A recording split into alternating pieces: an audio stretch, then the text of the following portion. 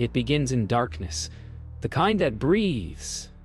A small red light flickers on inside a cluttered basement, and with it, the end of an empire begins to whisper. Somewhere in New York, a man presses record. His own voice joins hundreds of others already captured in secret, unaware that every word will one day burn down the house he helped build. What drives a man to record his own crimes?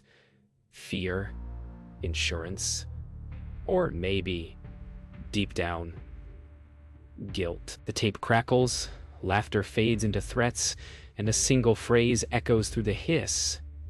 Don't ever talk about this again. But someone did. Someone recorded everything. And when those tapes surfaced, they didn't just expose a crime family.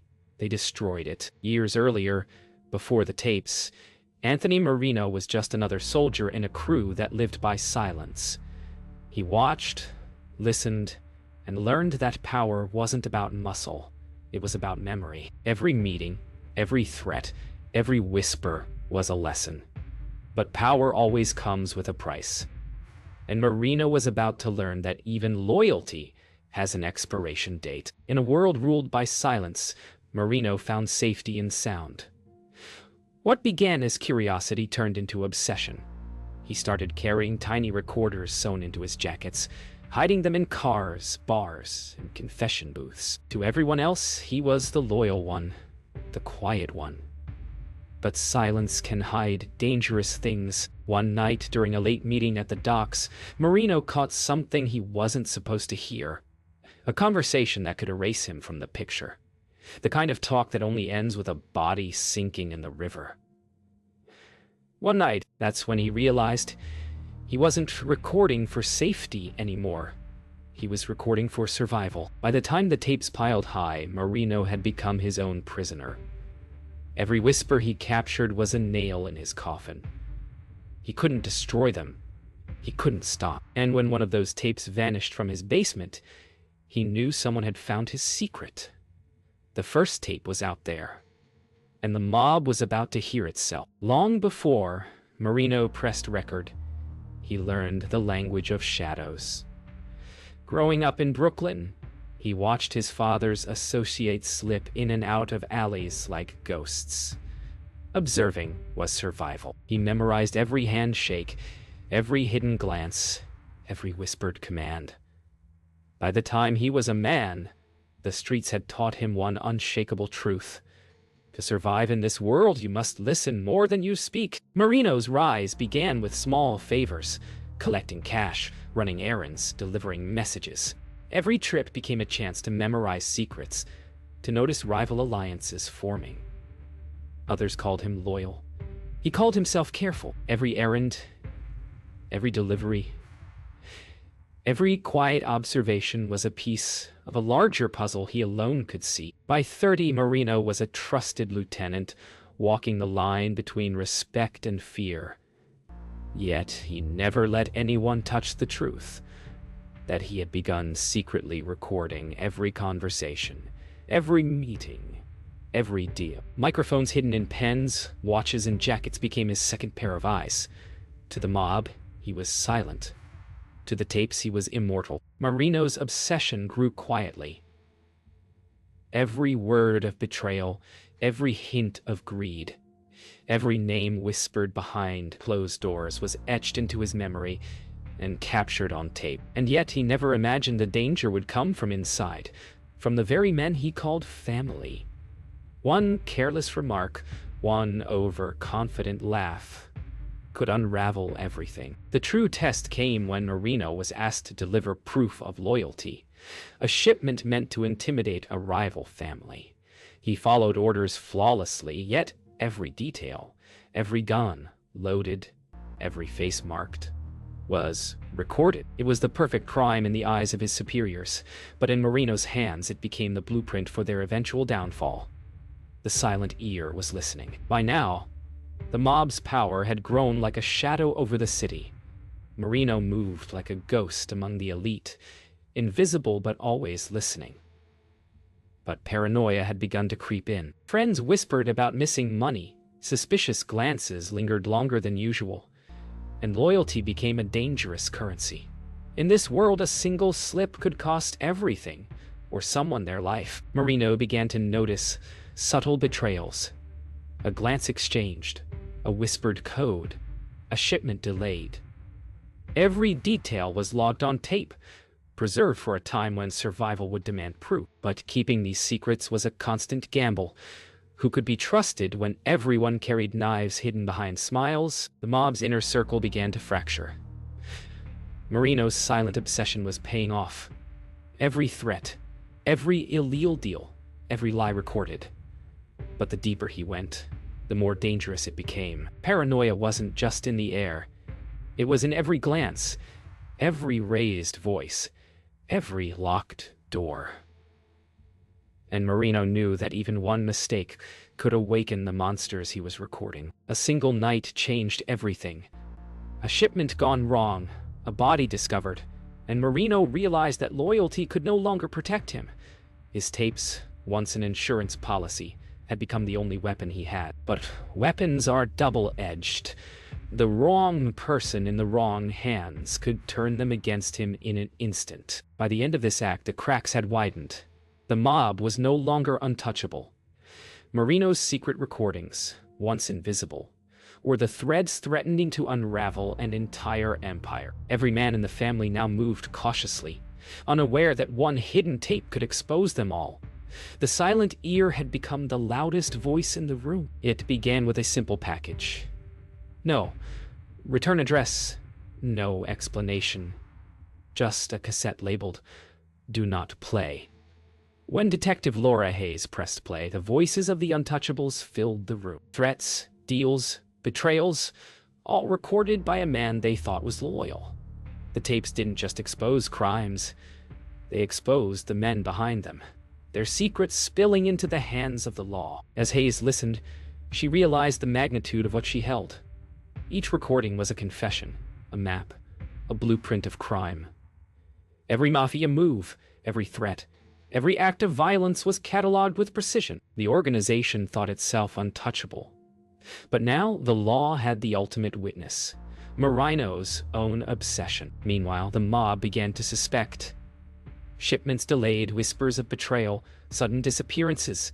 Marino's recordings had sown a quiet terror. Nobody knew how or why, but they knew someone was listening. And in the Mafia, listening often came before violence. Every friend could be a foe, every ally a traitor. For Marino, the danger was immediate. One of his tapes had disappeared, stolen or exposed. The mob would stop at nothing to find the traitor, and Marino knew that every recorded conversation was now a potential death sentence. His obsession with listening had become the key to survival, but also a magnet for the violence he feared. The first public arrests followed swiftly. When Marino's tapes hit the FBI's evidence room, the Underworld secrets poured into the courtroom. Bosses, soldiers, allies, all caught in the web of sound Marino had spun. One man's obsession had become the ultimate undoing of an empire built on silence. Chaos had begun to spread. Old friends vanished overnight, whispers of betrayal turned into violent confrontations, and trust became a currency nobody could afford. Marino watched from the shadows, knowing he was both the cause and the only one who could survive it. But survival came with a cost. Everyone he had once called family was now a potential threat. Betrayal came fastest from those Marino had trusted the most. Vinny Russo, once his mentor, now questioned every move, every decision. Loyalty fractured as old alliances crumbled, and Marino realized that the only way to survive was to anticipate every attack before it came. The Brotherhood was no longer united. It was a battlefield. In the heart of the city, Marino's recordings had begun to dictate who lived and who fell. A single misplaced word, a careless laugh, a hidden camera, all had become evidence. The mob that had once ruled through intimidation was now crumbling under the weight of its own secrets.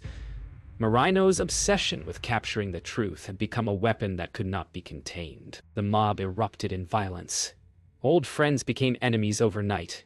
and Marino knew it was only a matter of time before someone traced the tapes back to him. Every sound he had captured, every betrayal he had recorded, was now a countdown to his own reckoning. In this war of whispers, only the clever survive. By the end of this act, the Brotherhood had dissolved into chaos. Marino remained alive, but only barely, haunted by the ghosts of men he had once called brothers. The empire he helped build was now in ruins, all because the truth, captured in hundreds of secret recordings, could not be ignored. Loyalty had failed, and survival required constant vigilance. The courtroom was packed, buzzing with tension.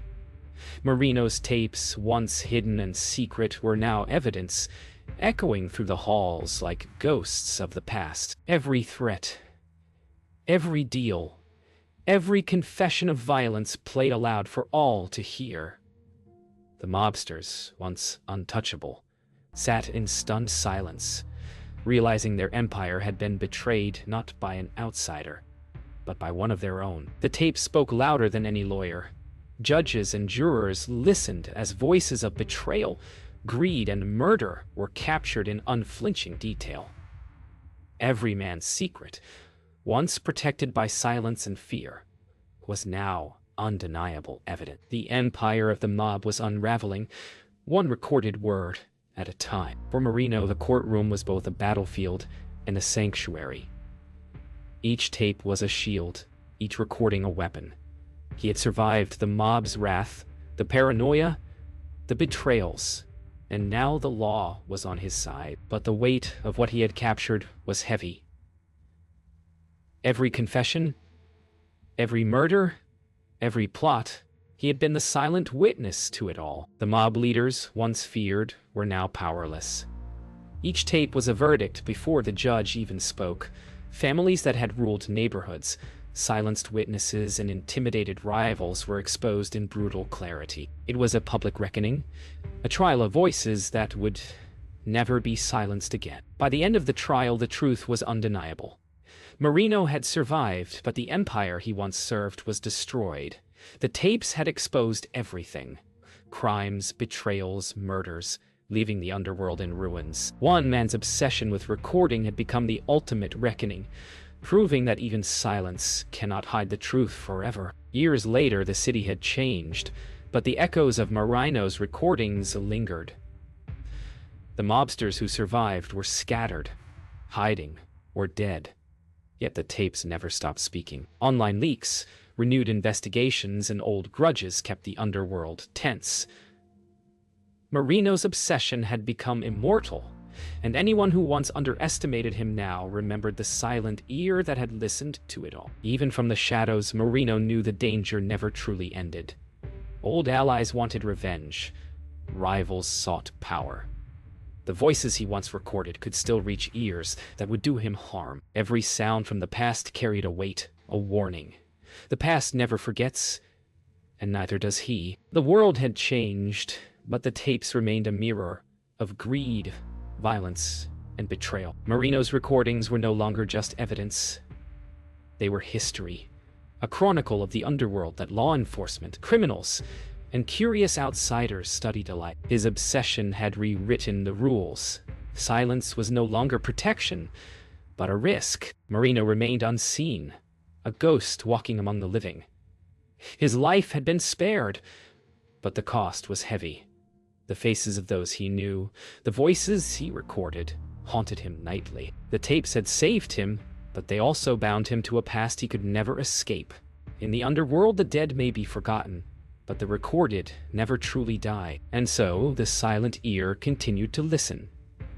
Marino had survived the empire he helped build, witnessed its fall, and chronicled its secrets. The tapes, immortal and unyielding, echoed across time, a reminder that in a world built on crime and deception, truth has a way of finding its own voice. Some secrets never die. They just wait for someone to press record.